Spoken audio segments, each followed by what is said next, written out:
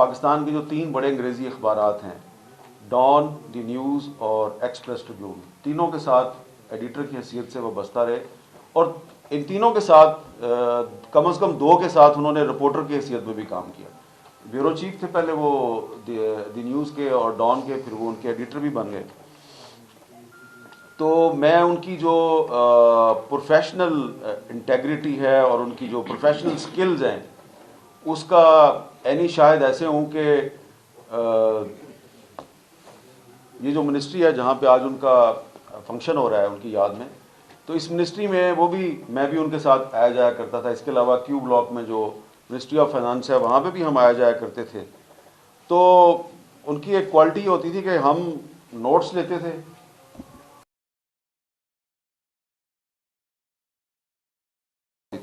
Facts figures ان کو سارے یاد ہوتے تھے، اور کبھی بریفنگ دینے والے منسٹر صاحب یا کوئی ہائی آفیشل جو ہے وہ فگرز، جب آپ کو پتہ ہے نا ہم کہتے ہیں جگلری آف فگرز، اعداد و شمار کی ہیرا پھیری، تو اس طرح ہوتا تھا، کئی دفعہ ہوا، تو ضیاء الدین صاحب پکڑ لیتے تھے کہ نہیں یہ فگر ایسے نہیں ہے، آپ نے جو بتائی ہے یہ ایسے نہیں ہے، ایسے ہے۔ تو اس سے ہمیں اندازہ ہوتا تھا کہ ضیاء الدین صاحب جو ہے نا وہ ان کو ہر چیز کا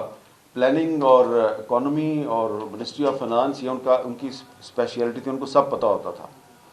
تو لیکن جو سب سے زیادہ مجھے ان کی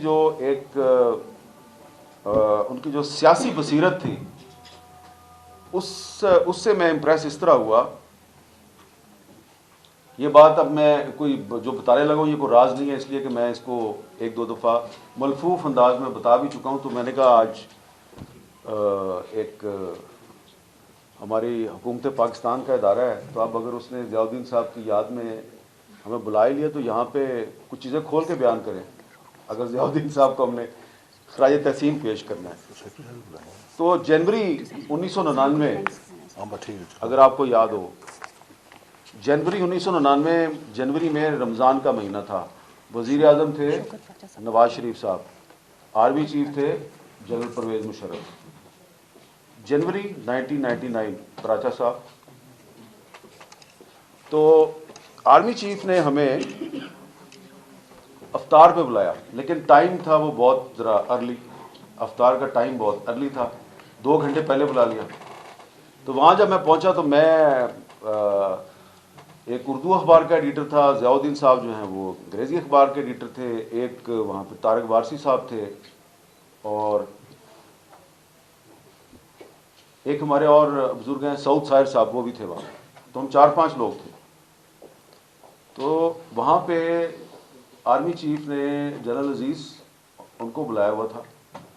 اور انہوں نے ایک دیوار پہ نقشہ لگایا ہوا تھا، تو انہوں نے ہمیں بریفنگ دینی شروع کر دی کہ اگر ہم یہ والی روڈ بند کر دیں اور اس پہاڑی پہ قبضہ کر لیں تو ایسے ہو جائے تو ایسے ہو جائے، تو 3 دن میں کشمیر آزاد ہو جائے گا۔ تو میں تو سیدھی سی بات ہے، میں بڑا آئی واز تھرلڈ، میں کہا اچھا سر آپ تین دن میں کشمیر آزاد کرا لیں گے؟ میں نے کہا ہاں جی، یہ نواز شریف صاحب ہمیں اجازت دے دیں، ہم نے یہ بات 3-4 چوٹیوں پہ قبضہ کرنا ہے، 5-6 سڑکیں بلاک کرنی ہے، کشمیر آزاد ہو جائے گا۔ میں کہا جی وہ تو بڑی زبردست بات ہے۔ ضیاء الدین صاحب بالکل میرے ساتھ بیٹھے تھے جس طرح، انہوں نے مجھے نیچے سے ٹھٹا مارا، چپ کر، چپ کر گیا۔ تو وہ بریفنگ جاری ہے، تو وہ بریفنگ دراصل کارگل پلان کے بارے میں تھی، یعنی کہ وہ یہ نہیں بتا رہے تھے کہ ہم یہ کر چکے ہیں، وہ بتا رہے تھے کہ اگر ہم یہ کر دیں تو پھر جب دوبارہ بات ہوئی تو اب کیونکہ میں ایک دفعہ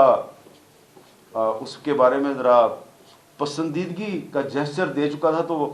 وہ مشرف صاحب بار بار میری طرف دیکھتے تھے، تو پھر کیا خیال ہے آپ کا؟ میں کہا جی بالکل ٹھیک ہے۔ ضیاء الدین صاحب نے پھر جیسے ٹھٹا مارا مجھے، چپ کر۔ اب میں نے تھوڑا مائنڈ بھی کیا، وہ میرے بزرگ بھی تھے، میں ان کی بڑی عزت بھی کرتا تھا، وہ مجھے ٹوک بھی نہیں سکتے، تو پھر انہوں نے سوچا کہ میں اب اس کو حامد میر کو کیا سمجھاؤں، تو میں اس کو کیوں نہ سمجھاؤں جو بریفنگ دے رہا ہے۔ انہوں نے کہا دیکھیں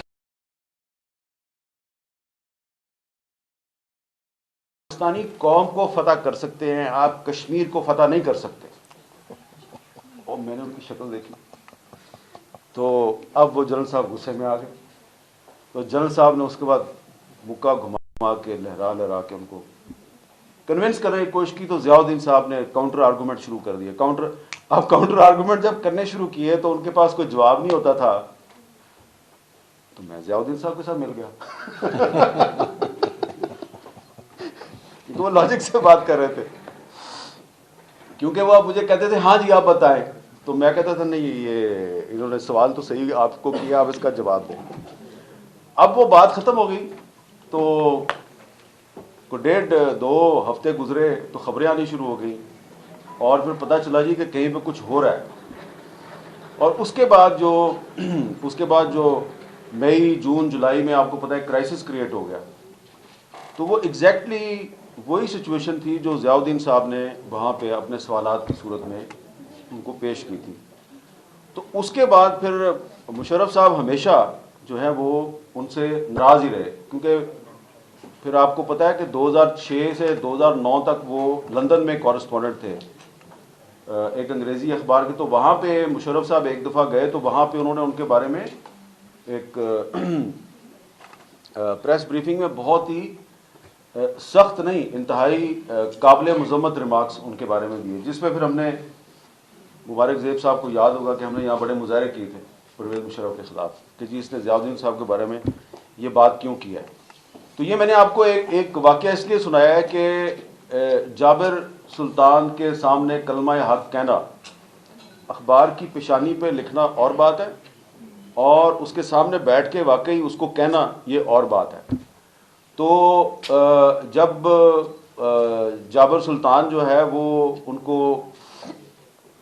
اپنے ایک منصوبے کے بارے میں گمراہ کرنے کی کوشش کر رہا تھا, تو انہوں نے جس ہمت, حوصلے اور جرت کے ساتھ اس کو چیلنج کیا اس کے سامنے بیٹھ کے, تو اس سے پھر جو ہے وہ ہمیں بھی وہ کہتے ہیں نا کہ ایک تحریک ملی, اور پھر ہم نے بھی ان کے ساتھ پھر کچھ میرا خیال ہے اس کے 8-10 مہینے کے بعد اکتوبر 99 میں انہوں نے کو کر دیا, اور پھر ضیاء الدین صاحب جو ہیں وہ اس کے بعد ایک طرح کا مارشل لا لگ گیا, لیکن اس کے باوجود وہ جو ہیں جہاں بھی ان کو موقع ملتا تو ان سے اسی لب و لہجے میں وہ بات کرتے تھے. تو اس لیے ضیاء الدین صاحب جیسے جو صحافی ہیں وہ ہمارے لیے مشعل راہ ہے. یہ بات کہنے کی نہیں ہے, یہ تو میں آپ کو اپنا ایک تجربہ بتا رہا ہوں کہ کس طرح ضیاء الدین صاحب جو ہیں انہوں نے اپنے وقت کا جو ایک ڈکٹیٹر تھا اس کو پاکستان کے اندر نہیں پاکستان کے باہر بھی اس کو چیلنج کیا, لیکن ایک جو ان کی خواہش تھی وہ ہم پوری نہیں کر سکے. میں ضیاء الدین صاحب کے بارے میں بڑی لمبی گفتگو کر سکتا ہوں کیونکہ ان کے ساتھ اتنا وقت گزرا ہے, لیکن لمبی بات نہیں کروں گا. ایک ان کی آخری خواہش پوری نہیں ہوئی, اور وہ میں ضرور اس کا ذکر کرنا چاہتا ہوں. ان کی آخری خواہش یہ تھی ضیاء الدین صاحب کی کہ پاکستان گروپ جو ہیں یہ اکٹھے ہو جائیں.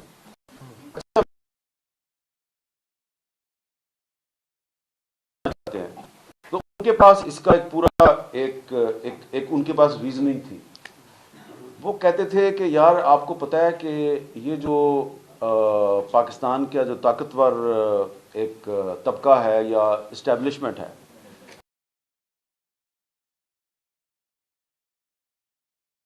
اور اس نے پی ایف یو جے کو بھی تقسیم کیا ہوا ہے, اور پی ایف یو جے کے بارے میں ان کا یہ خیال تھا کہ اس کو جنرل ضیاء الحق کے زمانے میں اس لیے تقسیم کیا گیا کہ جب 1977 میں مارشل لا لگا تو پی ایف یو جے نے پولیٹیکل پارٹیز سے پہلے ہی بحالی جمہوریت اور آزادی صحافت کی تحریک چلا دی تھی. ایم آر ڈی جو ہے movement for restoration of democracy, یہ بنی تھی 1983 میں, لیکن پی ایف یو جے نے ضیاء الحق کے خلاف تحریک شروع کر دی 1978 میں. اور کیسے تحریک شروع کی کہ گرفتاریاں دینی شروع کر دی. کوئی پولیٹیکل پارٹی جو ہے وہ گرفتاریاں نہیں دے رہی تھی, تو پی ایف یو جے نے گرفتاریاں دینی شروع کر دی. تو ضیاء الدین صاحب ہمیں کہا کرتے تھے کہ یہ جو پی ایف یو جے ہے اس کو پھر ضیاء الحق کے زمانے میں تقسیم کیا گیا, اس کے 2 گروپ ہوئے, پھر مشرف آیا تو اس کے 3 گروپ ہو گئے, پھر مشرف چلا گیا تو غیر مارشل لا چلتا رہا, اس کے 4 گروپ ہو گئے. تو ان کو اکٹھا کرنا بڑا ضروری ہے, ورنہ جو ہماری لیگیسی ہے وہ ختم ہو جائے گی. تو اس کے لیے پھر انہوں نے ایک کمیٹی بنائی. اس کمیٹی میں رحیم اللہ یوسف زئی صاحب بھی شامل تھے, اور پھر اس کی بڑی میٹنگز ہوئیں, کبھی لاہور میں, کبھی اسلام آباد میں, کبھی کراچی میں, کبھی پشاور میں, آخری پشاور میں ہوئی تھی. تو اس کے بعد جب وہ آئے تو ہمارا خیال تھا کہ ضیاء الدین صاحب نے ایک امپاسبل کو پاسبل کر دکھایا ہوگا. تو جب میں نے ان سے میٹنگ کی اور کیونکہ میں بھی بڑا انتظار کر رہا تھا اور ہمارا بھی خیال تھا کہ ضیاء الدین صاحب بہت بڑا بریک تھرو کر دیں گے، تو ضیاء الدین صاحب نے مجھے کہا یار یہ جو ہے نا مسئلہ وہ یہ ہے کہ ایک تو جنہوں نے اس کو تقسیم کیا تھا